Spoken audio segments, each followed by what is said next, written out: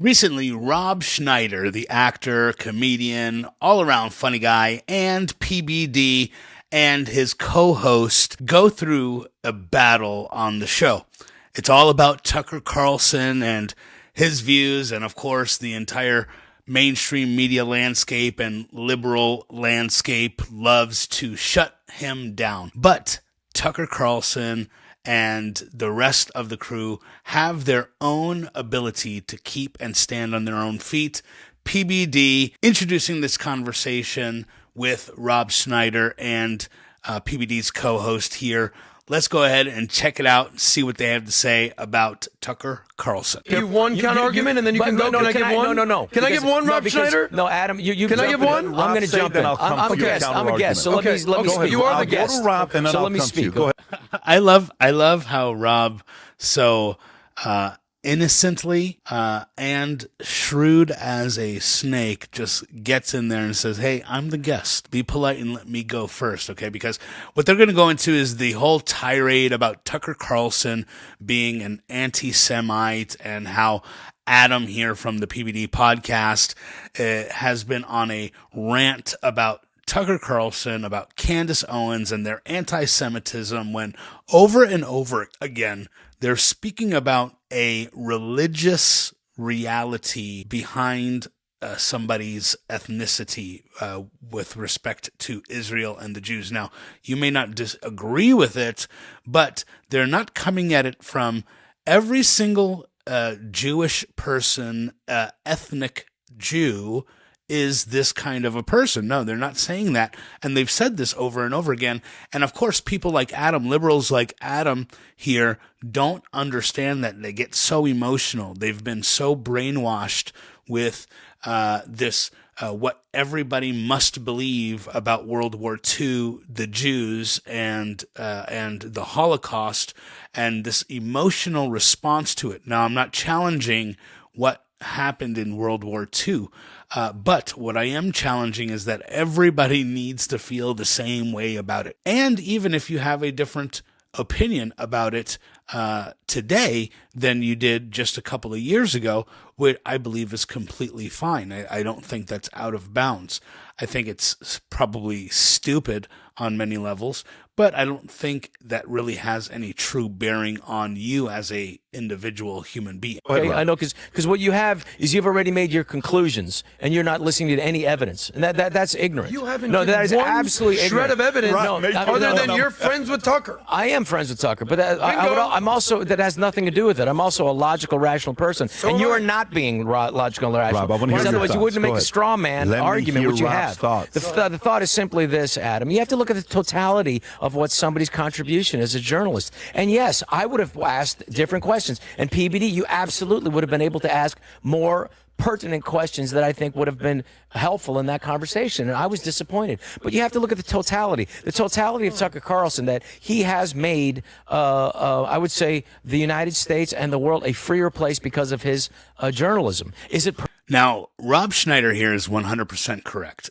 He has, in fact, made it a better, freer place with his journalism, because what he is doing is actually practicing the very thing that we say we believe in when we talk about free speech. Now, I've come to some new thoughts, not new conclusions, but new considerations, especially since from a theological position, I'm not sure that free speech is necessary. I'm not sure that blaspheming God and allowing that legally is a good thing. But I'm not 100% convinced that those things should be punished in the same way if they were.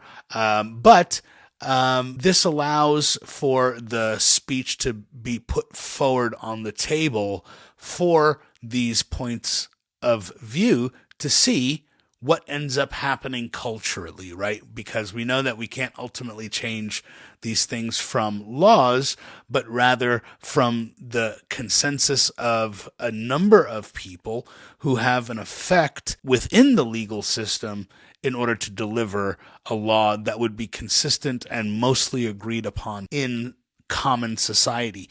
But that's exactly what people like Tucker Carlson and Candace Owens do for this. Now, a lot of people will argue, I'm not saying shut her up, I'm not saying cancel her, but let's be honest, you would not at all be sympathetic if she lost her show or Tucker lost his show.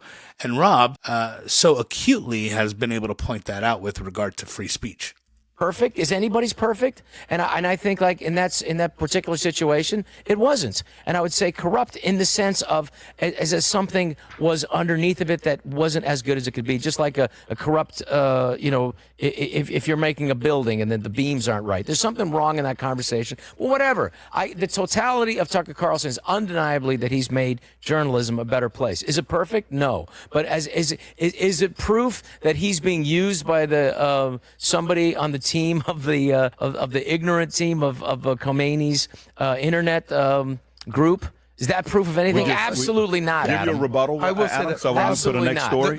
The crazy thing is that he points out something I've noticed for quite some time. They always end up trying to sling, you're being funded by Qatar, you're, Qatarlson, and people like Mark Levin, conservative voices in the sphere of Zionists. And these people are absolutely insane because they end up just making all of these claims and throwing out these accusations that just don't make any freaking sense. I mean, these people literally are making things up out of thin air. They expect you to align with them emotionally and logically on their own argumentation that ends up making no sense because they're all emotional. Just like Adam is going to continue to be. Problem is, you just walked into my trap. Oh, here it comes. Because here it is. Here we go. Who did you just call out in an amazing, incredible way at Turning Point USA? What was her name? Candace Owens. Yeah. Now he's gonna call him out on this for being a little inconsistent, but I don't think it's inconsistent because I do truly believe that that you can call somebody evil in what they're saying and still stay away from, we've got to completely disassociate with this person. No, I mean, their body of work is a consideration. But now, Rob Schneider didn't actually give that grace to her because she has gone overboard, okay? The things that she does is next level tabloid, no verification, loose connections, if at all, getting tricked by internet trollers, with her lawyers being in the building of the feds. I mean, there's just too much other stuff that makes way more sense than anything that she puts out. And let's cut to the chase. She has gone through some crazy phases.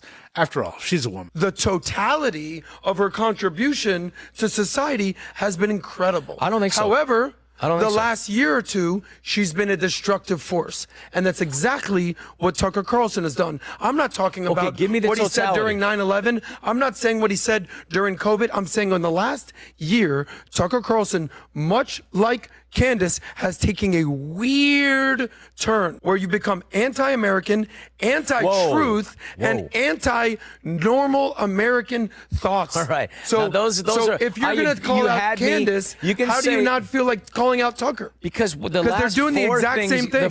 He's going to call him out on calling him anti-American. I'll guarantee you that. Watch. Show me the difference between Tucker and Candace. The last in the last four year. accusations. You can't.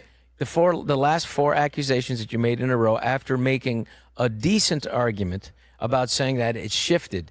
Yes, there are shifts is happening, but you can't jump to a conclusion that he's anti-American. I think what you have... I didn't say that he's anti-American. You did! You just said, let's go back and listen to it. Weird turn where you become anti-American, anti-truth. I mean, look at that. Adam lost his cool on that, and it's because he's got that liberal brain rot still going on. Now, I've got hope for him because he's got PBD and Vinny around him, and that other brother, I forget his name. But this is a perfect example on what this type of behavior does, right? Whether you're talking about Nick Fuentes or Tucker Carlson or Candace Owens, or let's say the name Hitler, right? These are people of notoriety, whether you like it or not, of different levels, of different statuses, of different influences. But nevertheless, these are prominent people who have a voice, and being able to talk to this person, especially in a way that is cordial, that is respectful, based on the individual, not on the words that they're saying. You can be upset with what they're saying. You can express that, but you don't have to treat the person like a pariah, in the sense of, this is a nuclear person and I want nothing to do with them. I won't even hear them out, yet they're going to have all the influence elsewhere, where if you actually engage in the conflict, in the debate, in good faith, laying all things out on the table, you end up in a lot better place. And I think that's one of the reasons why I think I love watching the PBD podcast. But Rob Schneider did an incredible job here. Adam Sosnick, praying for you. What do you guys think in the comments section? Let me know below, and we'll see you next time. Take it easy, guys.